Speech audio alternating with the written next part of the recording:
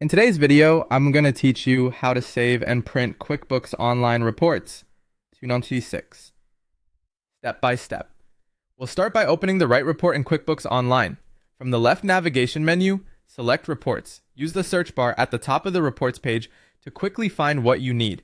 Popular choices include Profit and Loss for overall performance, Balance Sheet for a snapshot of what you own and owe, Transaction List by date for activity in a period, and Sales by customer to see who's driving revenue. When you spot the report you want, click it to open the live report view. Before you save or print anything, make sure the date range tells the correct story.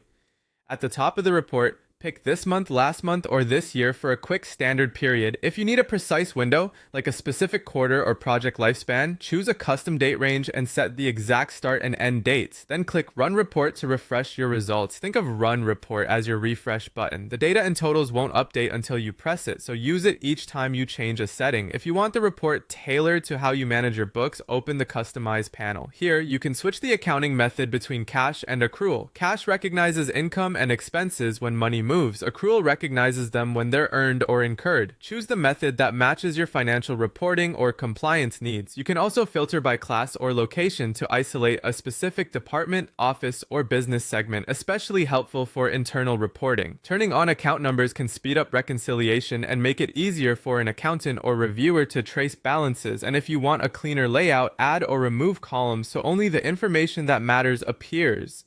After each change, be sure to click Run Report again so the layout, filters, and totals reflect your selections.